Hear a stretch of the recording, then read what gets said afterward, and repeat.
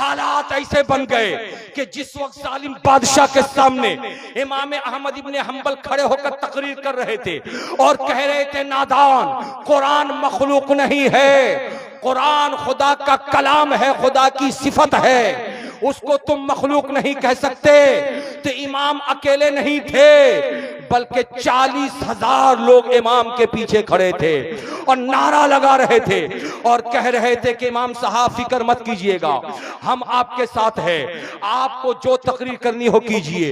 इमाम साहब अड़े रहे, जालिम बादशाह कहता रहा नहीं मखलूक मानो, इमाम साहब कहते रहे नहीं। तो जालिम बादशाह ने अपने कारिंदों को भेज करके इमाम साहब की गिरफ्तारी करवा लिया और जब इमाम साहब को गिरफ्तार करने के लिए लोग आए तो 40,000 का मजमा टूट गया। अब सब लोग भागे, सिर्फ 400 लोग नजर आए जो इमाम साहब के साथ साथ थे। हालात ऐसे बन गए कि जब इमाम साहब को लेकर के जेल के सल्लाखों के पीछे डाला गया था तो उस वक्त 400 लोग थे, लेकिन जेल के दरवाजे पर पहुंचते पहुंचते सब लोग पीछे हो गए। अब इमाम अकेले हैं, सबको अपनी जान की परवाह हो गई, अपनी जान की फिक्र हो गई। हजरात, यहां पर ठहर करके मैं आपको करबलाए मुअल्ला का वो दास्तान सुनाना चाहता हूं जो करबलाए मुअल्ला में जाने वाले सरकारे हुसैन के चचाजाद भाई इमाम मुस्लिम के साथ हुआ था, जो कूफा की सरजमीन पर हुआ था। मैं 2-4 जुमलों में उसको सुना करके फिर पलट करके आता हूं, जरा तवज्जो हासिल करना। हजरात, इमाम मुस्लिम बिन अकील करबलाए मुअल्ला के रास्ते जब कूफा पहुंचे थे इमाम हुसैन के भेजने के बाद, तो जिस दिन पहुंचे कूफा उस दिन कूफियों के 40,000 की तादाद इमाम मुस्लिम के साथ थी। लेकिन एक हफ्ते के अंदर अंदर जब यजीद ने सख्ती किया था तो सारे के सारे लोग साथ छोड़ दिए थे। इमाम मुस्लिम इब्ने अकील कूफा में अकेले हो गए थे। हद तो ये थी कि सबों ने अपना दरवाजा भी बंद कर लिया था। इमाम मुस्लिम इब्ने अकील मगरिब की नमाज के बाद पूरे कूफा में गश्त करते रहे, मगर किसी का दरवाजा नहीं खुला था कि कोई इमाम मुस्लिम इब्ने अकील को पनाह दे सके। हालात बद से बदतर हो गए थे कि प्यास की शिद्दत थी। एक ज़ईफा को देखा था जो अपने बेटे का इंतजार कर रही थी। उस ज़ईफा के दरवाजे पर पहुंच करके आपने पानी नोश किया था और ज़ईफा को जब पता चला था कि मुस्लिम इब्ने अकील यही है तो उसने अपने नम आंखों से अपने घर के अंदर छुपाया था। लेकिन उस ज़ईफा के नादान बेटे को जब इल्म हुआ था तो बेटे ने गवर्नर हाउस में खबर पहुंचा करके हजरत मुस्लिम इब्ने अकील के कत्ल का सामान मुहैया किया था। मैं कहना यह चाहता हूं, दागदार लोग हर दौर में रहते हैं, वो गद्दार लोग हर दौर में भी रहते हैं। आज भी आप देखेंगे कि हक बोलने वाला कोई खड़ा होकर हक बोलेगा तो कुछ लोग कुछ देर के लिए साथ देंगे, लेकिन कुछ देर के बाद जब अपना नफ्स दाखिल हो जाएगा तो वो पीछे हट जाएंगे। मैंने बहुत सारे लोगों को देखा है जो मौलवी मौलाना के हाँ में हाँ मिलाते हैं, उस वक्त तक हाँ में हाँ मिलाते हैं जब तक मौलाना उनके घर का काम करता है।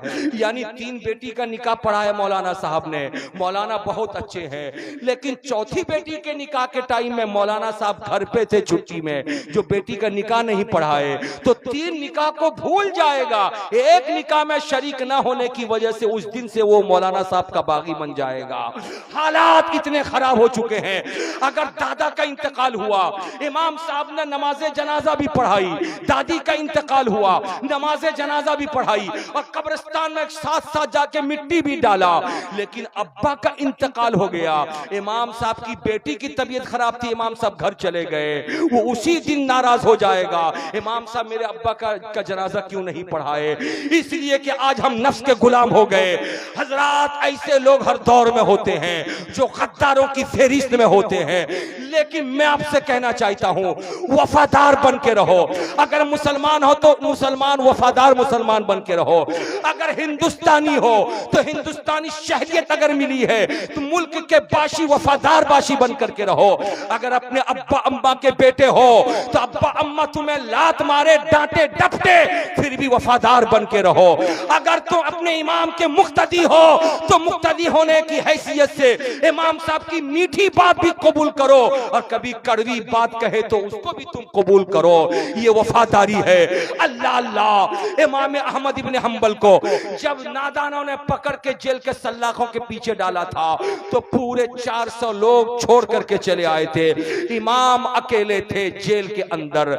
जब जेलर उनको कोड़े मारता था तो हालात ऐसे बन चुके थे कि अपना तो कभी कभी साथ नहीं देता मगर गैर कभी कभी साथ देता है। रवायत ये मिलती है उस जेल में एक चोर था। उस चोर ने जब इमाम साहब को देखा कि कोड़े खा रहे हैं फिर भी कहते हैं मैं हक कहता हूं कुरान मखलूक नहीं है, मारता है जेलर फिर से कोड़ा, फिर कहते मैं हक कहता हूं कुरान मखलूक नहीं है।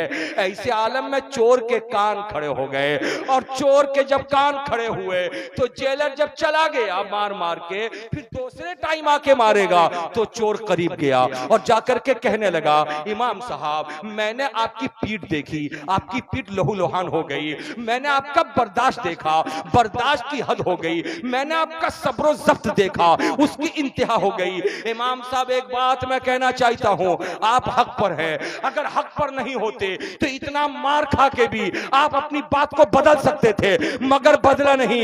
इमाम साहब मैं आपको कहना यह चाहता हूं मैं चोर हूं, चोर चोरी करता हूं, उसी चोरी करने के जुर्म में पकड़ा गया हूं, लेकिन जेल के अंदर जब ठुकाई मेरी होती है मैं इनकार करता हूं कि मैं चोर नहीं हूं। वो मारता जाता फिर भी मैं कहता मैं चोर नहीं हूं, वो मारता जाता फिर भी मैं कहता हूं मैं चोर नहीं हूं।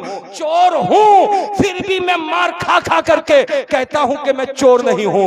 लेकिन आप तो हक पर हैं, आप हक पर हैं, इसलिए आप अड़े रहे अपनी बात पे, खुदा मददगार है। आप अड़े रहे अपने कौल पे, खुदा मददगार है। इमाम अहमद इब्ने हंबल कहते हैं एक चोर के इस हौसला अफजा बात सुन करके मेरे हौसले को तवानाई मिली, मेरे हौसले को कुव्वत मिली। मैं कहना यह चाहता हूं जब हक बोलने वाला हक बोलने के लिए आता है तो कोई तो हो अच्छा मुसलमान बन करके जो हक बोलने वाले के साथ खड़ा हो जाए। फिर इमाम अहमद इब्ने हंबल की जान जाती है, उनको सूली पे लटका दिया जाता है, लेकिन सूली पे लटक कर भी इमाम अहमद इब्ने हंबल कहते हैं ऐ दुनिया वालों मैं सूली पे इसलिए लटक रहा हूं कि दुनिया मुझसे कुरान के मखलूक होना कहलवाना चाहती है।